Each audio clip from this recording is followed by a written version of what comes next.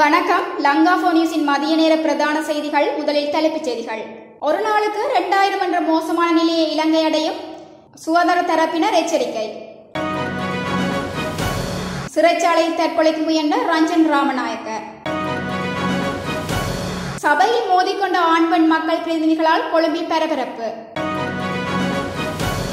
தடுப்பூசி பெற்றுக் கொண்டவர்களுக்கும் தொற்று ஏற்படக்கூடிய வாய்ப்பு, விடுக்கப்பட்டுள்ள எச்சரிக்கை. 5 கர்ப்பிணிகள் கொரோனா தொற்றால் தீவிர சிகிச்சை பிரிவில் அனுமதி.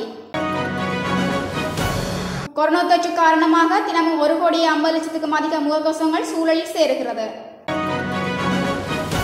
புற்றுநோய் தேங்காய் எண்ணெய் இன்று மலேசியாவுக்கு மீள் ஏற்றுமதி. சமூகத்தில் அதிகளவான கொரோனா தொற்றாளர்கள் இருக்கக்கூடும், அபாய நிலையை உணர்ந்து செயற்படுங்கள். சுதர்சினி பெர்னாண்டோ பிள்ளை. எதிர்வரும் காலங்களில் இலங்கை மோசமடையும், விடுக்கப்பட்ட கடுமையான எச்சரிக்கை. தொடர்பான விரிவான செய்திகள். இலங்கையில் நாளொன்றில் இனங்காணப்படும் தொற்றாளர்களின் எண்ணிக்கை 2000 விட அதிகரிக்கக்கூடும் என்று சுகாதார தரப்பினர் எச்சரித்துள்ளனர். தற்போது நாடளாவிய ரீதியில் அதிகளவான தொற்றாளர்கள் இனங்காணப்படுகின்றமையால் மாவட்டங்களில் வைத்தியசாலைகளிலும் கோவிட் தொற்றாளர்களுக்கு சிகிச்சை அளிப்பதற்கான பிரிவுகளை பிரத்யேகமாக ஒதுக்குவதற்கும் நடவடிக்கை எடுக்கப்பட்டுள்ளது. இதேவேளை மேல் மாகாணத்தில் மாத்திரம் நாளொன்றுக்கு சுமார் 1200 தொற்றாளர்கள் இனங்காணப்படுகின்றனர். இவ்வாறான நிலையிலேயே நாட்டை ஒரு வாரமாவது முடக்குங்கள் என்று பொதுச்சுகாதார தரப்பினர் கோரிக்கை விடுக்கின்றனர். அங்குனு கொலபெலஸ்த சிறைச்சாலையில் தடுத்து வைக்கப்பட்டுள்ள நாடாளுமன்ற உறுப்பினர் ரஞ்சன் ராமநாயக்க தற்கொலை செய்து கொள்ள முயற்சித்ததாக தெரிவிக்கப்படுகிறது. ரஞ்சன் ராமநாயக்கவுக்கு நெருக்கமான உறுப்பினர்கள் இந்த தகவலை வெளியிட்டதாக சிங்கள ஊடகம் ஒன்று செய்தி வெளியிட்டுள்ளது. ஜனாதிபதி பொது மன்னிப்பு வழங்குமாறு எதிர்க்கட்சித் தலைவர் சஜித் பிரேமதாச கோரிக்கை விடுத்துள்ளார். எனினும் அதற்கான விண்ணப்பங்கள் இன்னமும் ஜனாதிபதி கோட்டபாய ராஜபக்சவை சென்றடையவில்லை என தகவல் வெளியாகியுள்ளது. இந்நிலையில் அண்மையில் ரஞ்சன் சிறைச்சாலைக்குள் தற்கொலை செய்து கொள்ள முயற்சித்ததாக தெரிவிக்கப்படுகிறது.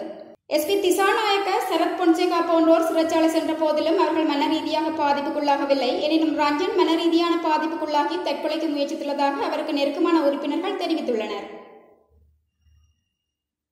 கொழும்பு மகரகம நகர சபையில் நேற்று வியாழக்கிழமை இடம்பெற்ற மாதாந்த அமர்வின் போது கைகலப்பொன்று ஏற்பட்டுள்ளமை பரபரப்பை ஏற்படுத்தியுள்ளது. மகரகம நகர சபையின் ஆளும் தரப்பு உறுப்பினர்களான சாவித்ரி குணசேகர மற்றும் நிசாந்த விமலச்சந்திர ஆகியோரிடையே இவ்வாறு கைகலப்பு ஏற்பட்டுள்ளதாக தெரிவிக்கப்பட்டுள்ளது. நகரசபையின் உறுப்பினர்களுக்கான அறையொன்றில் இடம்பெற்ற வாக்குவாதத்தை ஆளும் தரப்பின் உறுப்பினரான சாவித்ரி குணசேகர அண்மையில் ஒளிப்பதிவு செய்ததுடன் அவர் குறித்த காணொலியை சமூக வலைதளம் ஒன்றில் பதிவேற்றிருந்ததாக கூறப்படுகிறது. இது தொடர்பில் மாதாந்த அமர்வின் போது சக உறுப்பினர்கள் எதிர்ப்பு வெளியிட்டிருந்த நிலையில் ஆளும் தரப்பு உறுப்பினரான நிசாந்த விமலச்சந்திர இக்காணொலியை பதிவேற்றிய உறுப்பினரின் அருகில் சென்று எதிர்ப்பு தெரிவித்த போது அது கைகலப்பாக மாறியுள்ளதாக தெரிவிக்கப்பட்டுள்ளமை குறிப்பிடத்தக்கது. நாட்டில் தடுப்பூசி பெற்றுக் கொண்டவர்களுக்கும் கொரோனா தொற்று ஏற்படக்கூடிய வாய்ப்புகள் உள்ளதாக தொற்றுநோய் பிரிவின் விசேட வைத்திய நிபுணர் சுதத் சமரவீர தெரிவித்துள்ளார். கொழும்பில் நேற்று இடம்பெற்ற விசேட ஊடக சந்திப்பில் அவர் இதனை குறிப்பிட்டுள்ளார். இதன் காரணமாக அவர்கள் முறையான சுகாதார வழிகாட்டுகளை பின்பற்ற வேண்டியது மிகவும் அவசியமாகும் எனவும் அவர் சுட்டிக்காட்டியுள்ளார். மேலும் நாட்டில் தற்போது நாளாந்தம் அடையாளம் காணப்படும் தொற்றாளர்களின் எண்ணிக்கை தொடர்ந்தும் அதிகரிக்கும் வாய்ப்புகள் உள்ளதாக தொற்றுநோய் பிரிவின் விசேட வைத்திய நிபுணர் சுதத் சமரவீர தெரிவித்துள்ளார். அத்துடன் நாட்டில் தற்போது கொரோனா தொற்றின் பரவல் நிலைமையானது எந்த அளவில் காணப்படுகின்றது என்பதை எதிர்வரும் நாட்களில் அடையாளப்படுத்திக் கொள்ள முடியும் எனவும் அவர் குறிப்பிட்டுள்ளார். அதனை அடிப்படையாக கொண்டு தொற்றாளர்களுக்கு சிகிச்சை அளிப்பது மற்றும் வைத்தியசாலை நடவடிக்கைகளை முகாமித்துவம் செய்வது என்பன குறித்து தீர்மானம் ஒன்றுக்கு வர முடியும் எனவும் அவர் சுட்டிக்காட்டியுள்ளார். இதேவேளை மற்றொரு பக்கத்தில் தொற்று பரவலை தடுப்பதற்கான நடவடிக்கைகளும் முன்னெடுக்கப்பட உள்ளதாகவும் தொற்றுநோய் பிரிவின் விசேட வைத்திய நிபுணர் சுதத் சமரவீர தெரிவித்துள்ளார். நாட்டில் கோவிட் தொற்றுக்குள்ளாவோரின் எண்ணிக்கை அதிகரிப்போடு தொற்றுக்குள்ளாகும் கர்ப்பிணிகளின் எண்ணிக்கையும் அதிகரிக்கக்கூடும்.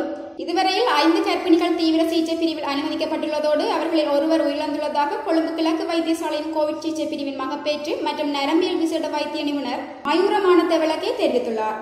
மகப்பேற்று மற்றும் நரம்பியல் விசேட வைத்திய நிபுணர்களின் சங்க அலுவலகத்தில் நேற்று வியாழக்கிழமை நடைபெற்ற ஊடகவியலாளர் சந்திப்பில் இதனை தெரிவித்த அவர் மேலும் கூறுகையில் கடந்த ஆண்டு 1ஆம் மற்றும் 2ஆம் அலையின் போது கோவிட் தொற்றுக்குள்ளான 56 கர்ப்பிணிகள் குழந்தை பிரசவித்தனர். இவ்வருடம் கொழும்பு கிழக்கு வைத்தியசாலையில் மாத்திரம் இதுவரை 423 கர்ப்பிணிகள் பிரசவத்துக்காக அனுமதிக்கப்பட்டுள்ளதோடு இவர்களில் 90 பேர் சத்திர சிகிச்சை மூலம் குழந்தையை பிரசவித்ததோடு 84 கர்ப்பிணிகளுக்கு சாதாரண பிரசவம் இடம்பெற்றுள்ளது.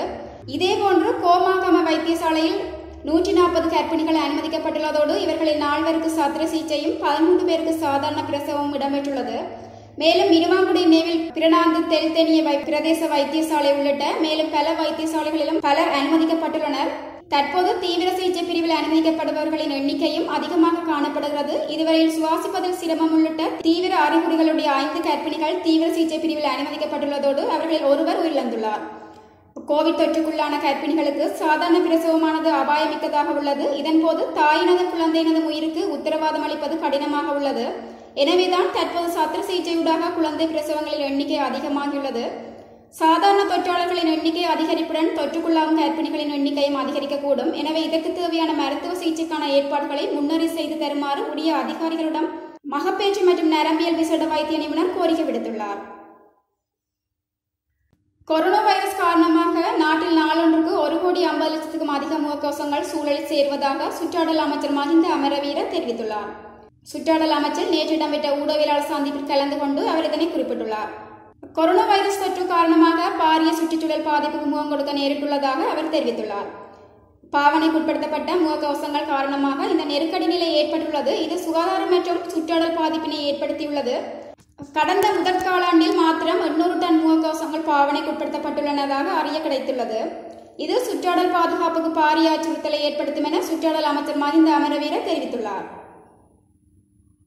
மீள் ஏற்றுமதிக்காக கொழும்பு துறைமுகத்துக்கு கொண்டுவரப்பட்ட 230 மெட்ரிக் டன் தேங்காய் எண்ணெய் இன்று மலேசியாவுக்கு மீள் ஏற்றுமதி செய்யப்பட உள்ளது. குறித்த எண்ணெய் தொகையை எடுத்துச் செல்வதற்கான கப்பல் இன்று மாலை கொழும்பு துறைமுகத்துக்கு வருகை தர உள்ளதாக தெரிவிக்கப்படுகிறது. அபலடொக்சின் எனும் விச ரசாயனம் உள்ளடங்கிய காரணத்தினால் இலங்கைக்கு இறக்குமதி செய்யப்பட்ட 105 மெட்ரிக் டன் தேங்காய் எண்ணெய் இதற்கு முன்னர் மீள் ஏற்றுமதி செய்யப்பட்டிருந்தது. அதன் அடிப்படையில் இன்றைய தினம் 12 கொள்கலன் தேங்காய் எண்ணெய் மீள் ஏற்றுமதி செய்யப்பட உள்ளதாக சுங்க ஊடக பேச்சாளர் தெரிவித்துள்ளார். நாட்டில் தற்போது இனங்காணப்பட்டுள்ள தொற்றாளர்களை விட அதிகளவானோர் சமூகத்தில் இருக்கக்கூடும். எனவே அடுத்த 2 அல்லது 3 வாரங்களுக்கு அனாவசிய பயணங்களை குறைத்து அபாய நிலைமை உணர்ந்து சகலரும் பொறுப்புடன் செயற்பட வேண்டும். அவ்வாறில்லை என்றால் வைரஸ் பரவலை கட்டுப்படுத்துவது மிக கடினமாகும் என்று ராஜாங்க அமைச்சர் சுதர்சினி பெர்னாண்டோ பிள்ளை தெரிவித்துள்ளார்.